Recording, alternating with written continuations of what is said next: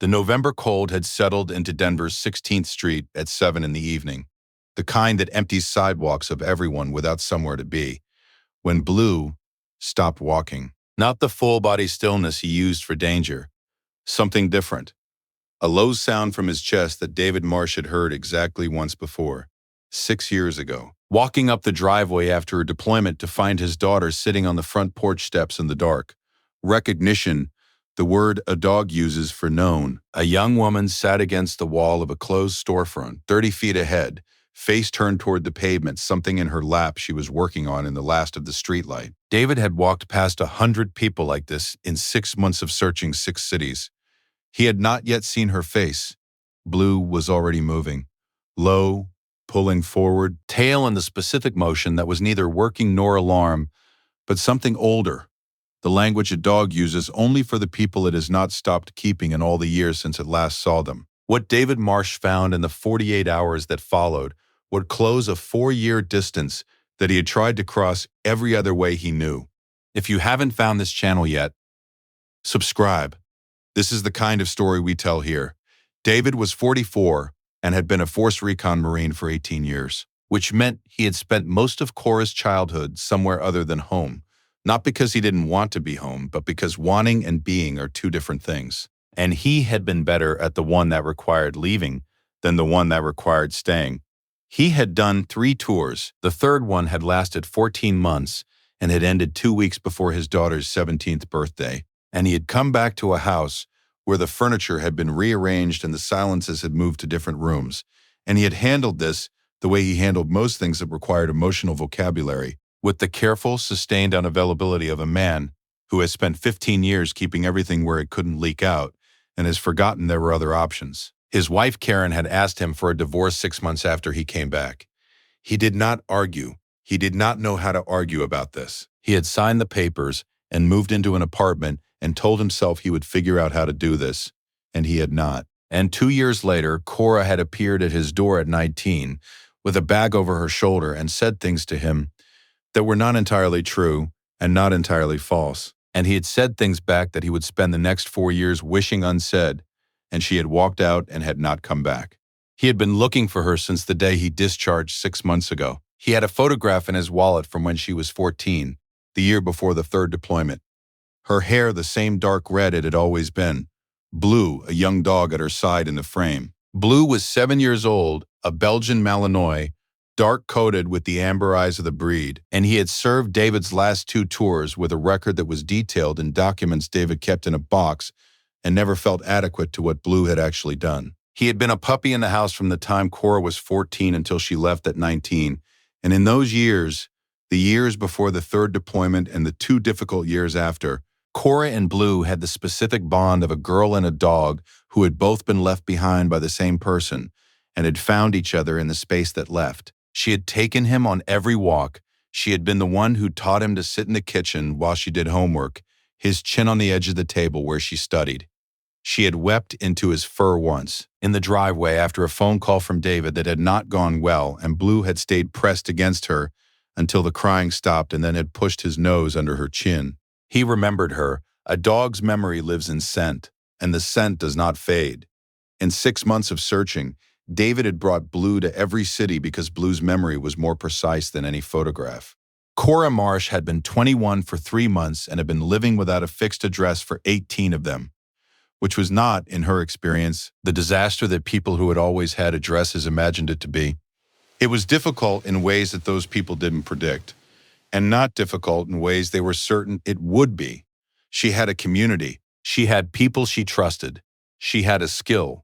Charcoal portraits, quick and accurate, the kind that tourists and commuters paid $15 or $20 for because she caught something in a face that a phone camera missed, and she made enough money most weeks to eat and to keep her supplies. She had been living near Confluence Park for 4 months, in the encampment that the city had been trying to remove through a rotating schedule of citations and postings and the occasional abrupt clearing that took everything people owned and redistributed it to. Somewhere they called a facility, and she called a place the encampment's actual members had already tried and left for reasons. She had a drawing she had been working on for 2 years. She had started it the month she left her father's apartment, not intentionally, not as a gesture, just because she needed to draw something and her hands had known before she did what they were going to draw. A dog. Blue. From memory. She had been refining it ever since, adding to it when she could find good paper, working from what she remembered of the way he held his head and the specific way his ears moved when he was deciding something. It was the best thing she had made. She had never shown it to anyone. Is there someone in your life who left, or who you left, and whose absence you have been carrying as though it were simply the shape of things now? If they are still reachable, this might be the night to try. Type their name in the comments if you'd like. I read every one. Blue reached her first. She had heard him coming the way she heard most things in the city, registered the sound, filed it without looking up, continued the drawing. Then the sound stopped and something warm pressed against her hand, and she looked down at a dog's face. And the dog was looking at her in a way that was not the friendly vacancy of a stranger's animal or the working assessment of a trained dog, but something specific and personal and known. She went very still. Cora, her father's voice, 4 years away, and she would know it in any city. She started to push herself up. Blue sat on her foot.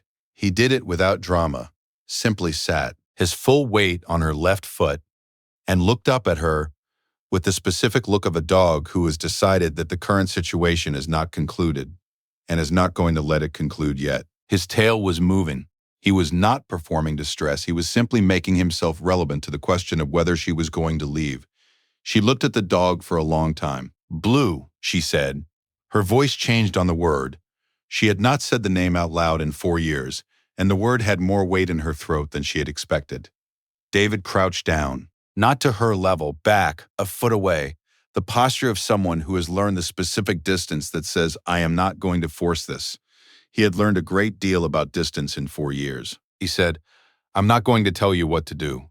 I'm not going to say anything about any of it yet. I have been looking for you for 6 months, and I found you because of him. And that's enough for right now if that's all you can give me. She sat back down against the storefront wall. She took him to the encampment at dusk. Blue walking between them at a distance that was not quite equal, but leaning slightly toward Cora, the way he always walked with people he had decided needed him close. Confluence Park in November had the specific texture of a place that people have made home in conditions that were not designed for it. Weatherproof layers over what they had, systems worked out over time. The quiet competence of people who have learned to manage what they have instead of grieving what they don't. Cora moved through it the way she moved through everything. Efficiently, with a slightly raised awareness of someone accustomed to being responsible for their own safety. An older man was sitting on a folding chair at the edge of the encampment's central space, watching them approach. He was 67, David estimated, with the weathered stillness of someone who had spent a great deal of time outdoors over many years and had stopped needing to fill silences. He looked at David, then at Blue, then back at David with the particular look of a man performing a rapid assessment. Noreen, he said. It wasn't a question. Force recon, David said. The man was quiet for a moment. Then, same unit, different war. His name was Manny Ortega. He had been at Confluence Park for 2 years. He had been watching Cora since the week she arrived, not because she had asked him to, but because he had recognized in her something he had recognized in soldiers on their first deployment, a person carrying more than they were going to admit to and trying to make up for it in discipline. He had never told her this.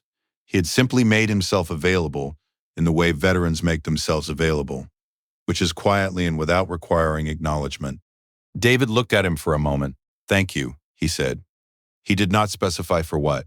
Manny nodded as though the specification was unnecessary. The drawing was in a wide, flat portfolio case, leaning against Cora's sleeping arrangement. A specific organized corner of the encampment with a tarp overhead and her supplies in a waterproof container that David recognized as the kind issued to deployed personnel. He did not ask where she got it. She opened the portfolio to show him a piece she had finished last week, a portrait of Manny that she was planning to give him, and the drawing underneath it was not finished. She did not intend to show it to him.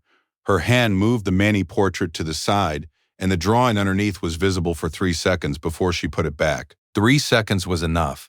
He had recognized Blue before he understood what he was looking at. The specific proportion of the ears, the angle of the head, the way she had captured the particular quality of attention that was specific to this dog, all of it exact, all of it rendered from memory. 2 years of refinement. She had been drawing Blue for 2 years. She had been drawing home for 2 years and had never said so to anyone. David said nothing. He looked at the portfolio case until she closed it. He did not say what he had seen. He filed it in the place where he was now keeping the things that needed to sit before they could be said, which was a place he had learned to use in the past 4 years because the alternative was destroying every conversation before it started. He said, "Can I stay for a while?" She looked at Blue, who had settled onto the ground beside her with the proprietary ease of a dog who has assessed this space and found it appropriate for extended presence. "A while," she said. Ray Stills was 52 and had been at Confluence Park for 3 years, which gave him in the encampment's informal social order a kind of tenure he used to his advantage. He was not the encampment's leader. There was no formal leadership, but he presented himself as a resource in charge for the presentation. He knew the names of the housing placement coordinators. He knew what documents you needed and could help you get them for a fee.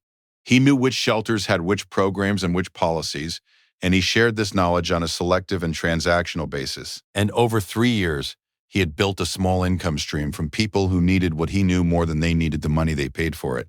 He had started charging Cora 3 months after she arrived, when he noticed she was making regular money from the portraits, a percentage for his assistants, which she had agreed to before she fully understood what the assistants would and wouldn't deliver.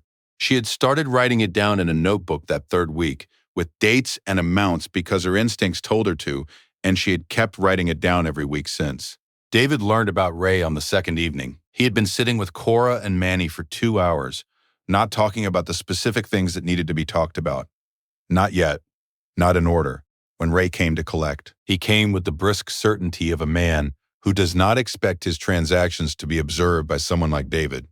And he stopped when he saw David, and recalculated with the specific adjustment of someone who has been doing something that requires adjustment in the presence of witnesses. "Just coming to touch base with Cora about the placement fees," he said. "He's been here," Cora said, to Manny, not to Ray, in the tone of something stated for the record. Blue stood up. The sound that came from Blue was the continuous, low register of the dog that has been here before, the sound he uses when he has finished making assessments and is simply present now as a fact. He positioned himself between Ray and Cora without being directed, and his eyes on Ray did not change. Ray looked at the dog. "That animal, he's fine," David said. A city social worker named Patricia, who visited the encampment on alternating Tuesdays and had arrived 20 minutes earlier, was standing 15 feet away with her clipboard and the expression of someone who had been waiting for a situation like this to have a witness. Ray said that Cora owed him for 3 months of housing coordination services and document assistance, and that the arrangement had been clearly agreed to, and that he was simply collecting what was owed. Cora said he took the drawing money too. She said it to Manny not as an accusation aimed at Ray, but as a correction of the record, a fact entered into evidence. The kind of statement a person makes when they have been keeping a ledger because they knew this moment would come. Her notebook was in her jacket pocket. She had put it there that morning. The social worker wrote something on her clipboard. Ray looked at the notebook. He looked at Patricia. He looked at Manny's face, which had the specific quality of a veteran's face in the moment before he decides something. David spoke in the register he used when precision was not a preference, but the only available tool, even factual, the voice of a man who knows how to present evidence and let evidence do the work. He said that the notebook documented 47 weeks of payments with dates and amounts to Ray Stills for services that the encampment's other residents could confirm had often not been delivered. He said that Patricia was a mandatory reporter under Colorado statute for financial exploitation of vulnerable adults, and that the documentation in the notebook would be sufficient basis for a formal complaint. He said that the city's housing authority had a fraud hotline, and that the number was on the back of the intake forms Patricia carried, and that he had already written it in his phone. He did not raise his voice. He did not move toward Ray. He described the situation as it was and let the description stand. Ray's certainty, which had been the whole instrument of his operation for 3 years, took the specific form of a thing that has met a fact it was not designed for and is no longer structurally sound. He said something about discussing this another time and walked away in the direction of the park's northern entrance. Blue watched him go, watched the direction he had gone long after he was out of sight. Then Blue turned, walked back to Cora's side, and sat down with his back to the direction Ray had left. Manny said quietly, "Been waiting 3 months for that." The formal complaint was filed the following morning. Patricia's report, combined with the notebook, documented a pattern sufficient for the county to open a financial exploitation investigation. The housing authority's fraud line received a call. Ray Stills was not at the encampment when David went back that afternoon. The 72-hour clearance notice, which had been posted on the encampment's perimeter fencing 2 days before David arrived, was contested by a housing advocacy organization that Manny had a contact at. A contact he had been hesitant to use because using it required drawing official attention to the encampment, and Manny had learned over 2 years that official attention was a two-edged thing. With David present and with Patricia's involvement, Manny made the call. The clearance was stayed pending review of alternative placement options. No one's belongings were removed. Cora's drawing of Blue was still in the portfolio when the clearance was stayed. She did not offer it to David. She did not put it away either. On the third evening, David and Cora sat in the encampment with 2 cups of coffee from the cart on the corner, and Blue between them, and they talked about the things that needed to be talked about. Not all of it, not in one evening. The specific things, what he had failed to do, what she had needed from him, the argument at the door, the years of mismanaged absence required more than one conversation, and both of them knew it, and neither of them pretended otherwise, which was its own kind of progress. He said, "I'm not going to explain my way out of it." She said, "I know. I'm asking what you need," he said. "Not what would fix it. What you need." She was quiet for a while. Blue had his head on her knee. She put her hand on his back. "I need you not to disappear when it gets hard," she said. "That's the whole thing. That's been the whole thing." "I know," he said. He meant it in the way you mean something when you have spent 4 years learning it and are saying it for the first time. It was not a resolution. It was a door opened from both sides at the same time, which is how doors that have been closed for a long time get opened, not by one person pushing through, but by 2 people arriving at the same moment and finding they are both willing to try. There are things that survive the spaces between people, not intact, not unchanged, but present. The drawing was one of them. 2 years of refinement from a memory she had not let go of, in a portfolio she carried everywhere she had been. She had been drawing him for 2 years, and she had not been drawing the dog. David Marsh had walked past 100 people in 6 cities in 6 months of searching. He had walked past this one too, for 3 seconds, before a dog who did not forget a person it had loved stopped him from keeping walking. He had the same miles as every other person on 16th Street that evening. He stopped because Blue stopped. The rest followed. This story is for every parent who has said the wrong thing at the wrong time and spent years trying to find the right way back. For every young person who left because they had to and has been carrying the leaving ever since. And for every dog who kept someone in memory longer than any of us managed to. Is there someone you left, or who left you, that you've been meaning to reach? Tell me in the comments. I read every one. Every story on this channel is about choosing not to look away. If that means something to you, subscribe, so you're here for the next one. Which moment in this story stayed with you? I'll see you in the comments.